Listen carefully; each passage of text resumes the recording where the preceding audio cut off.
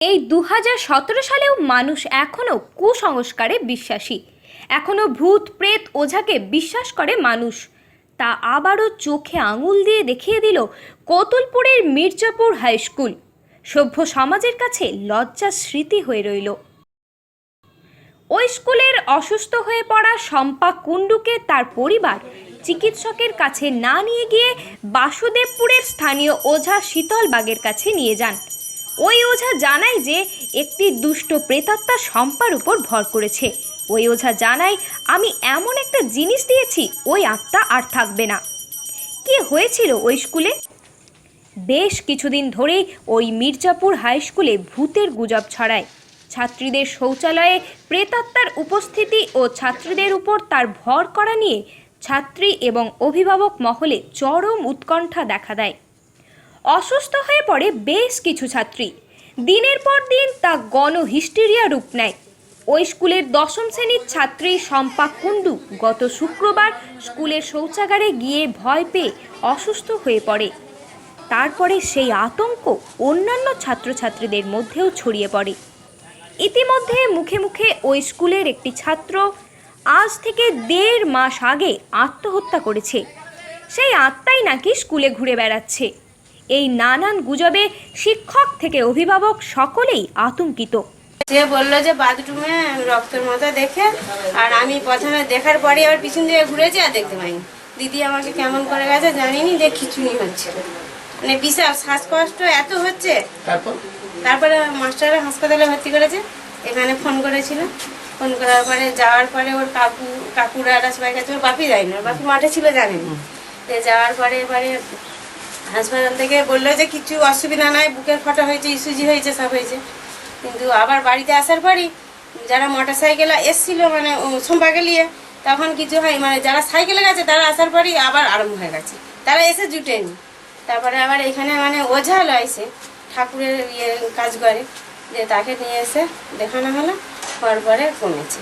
ওঝা বলছে যে মানে হাওয়া বাতাস লেগেছে, সেটা কথাই বলেনি, যে ছাড়ানো হতে আমাদের ভালো হয়ে গেছে, আর আমরা কিছু বলি এখন সদ্য ঠিক আছে, তো আর কিছু অসুবিধা হয়নি।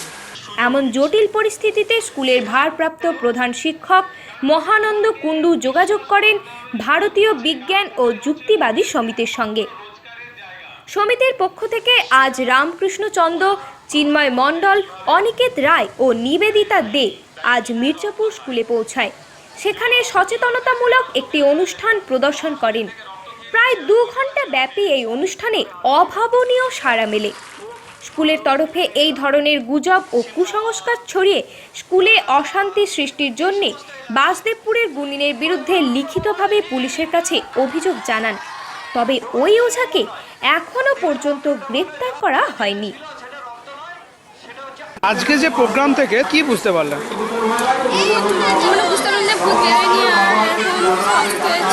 আগের দিন অসুস্থ হয়েছিলেন, কি কারণে? মানে আমার বন্ধু একটু মানে বলছে আমার মাথা ঘুরছে বলতে আমার বলে অজ্ঞান হয়ে গেছিলো। দিয়ে অজ্ঞান হয়ে যেতে দেখে আমি কেঁদে গেছি, এমন মানে শ্বাসকষ্ট হচ্ছে যে ও দেখে আমি কেঁদে গেছি, দিয়ে সেই জন্য আমি অজ্ঞান হয়ে গেছি। মানে তুমি বন্ধুর দেখে অজ্ঞান হয়ে গেছিলে? হ্যাঁ। আজকে যে টোটাল বিজ্ঞান মঞ্চের যে প্রোগ্রামটা হলো, তো এই প্রোগ্রাম থেকে তুমি কি কি জানতে পারলে? জানতে পারলাম যে কিছু হয়নি, বাথরুমে কিছু বেরোয়নি, আর ভূত আদৌ নেই এটা বুঝে গেছো? হ্যাঁ। মির্জাপুর হাই স্কুলে যে ঘটনাটা ঘটছে বিগত কয়েকদিন ধরে, তো এটা কিসের কারণে ঘটছে বলে আপনার মনে হয়? এটা হচ্ছে ওই যে শম্পা কুণ্ডু বলে ক্লাস 10-এর একটি মেয়ে অসুস্থ হয়ে গেছিল। মূলত যেটা হচ্ছে, এখন যে পড়াশোনার চাপ, তারা টিউশন থেকে সরাসরি স্কুলে আসে ব্রেকফাস্ট না করে।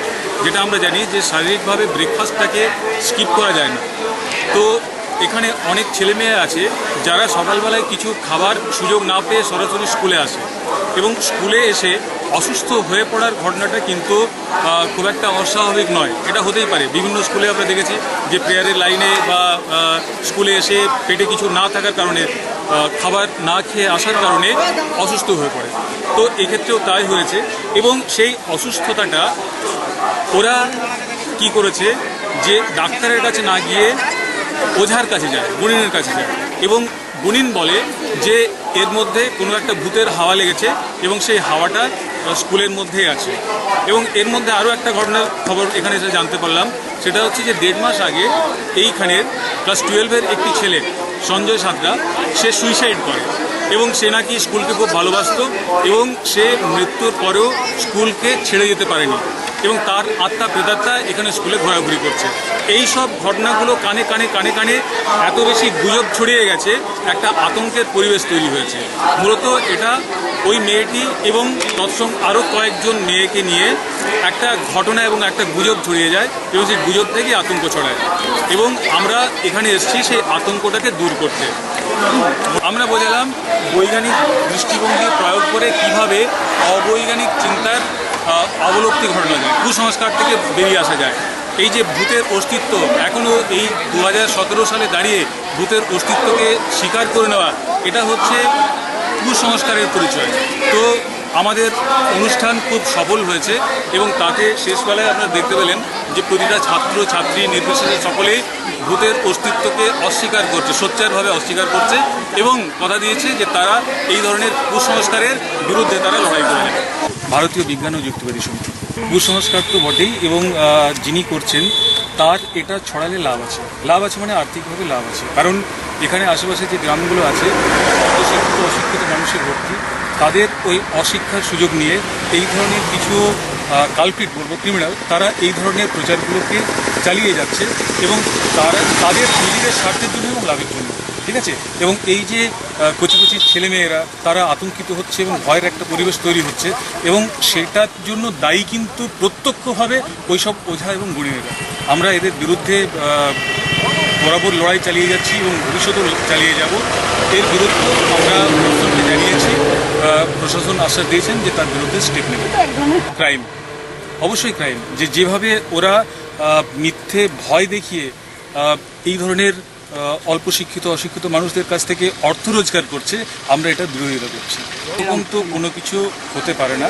আমরা স্থির বিশ্বাস নিয়ে এটা বলছি যে এই ধরনের কুসংস্কারগুলো থেকে বেরিয়ে আসা দরকার। আজকে 2017-তে আমরা যদি ভূতের বিরুদ্ধে প্রচার করতে নামি, এটা সত্যি কথা আজকে দাঁড়িয়ে এটা অত্যন্ত লজ্জাকর একটা ঘটনা। তো আমরা এখানে একটা সচেতনতা শিবির একটা করলাম, প্রোগ্রাম একটা করলাম এবং তাতে অদ্ভুত রকম সাড়া পাওয়া গেছে। মেয়েরা অসুস্থ ছিল খানিকক্ষণ আগে, তারাও স্বতঃস্ফূর্তভাবে আমাদের সাথে যোগ দিয়ে এবং তারা সোচ্চারভাবে এই কুসংস্কারের বিরুদ্ধে লড়াই করার জন্য কিন্তু তারা এগিয়ে আসার কথা দিয়েছে।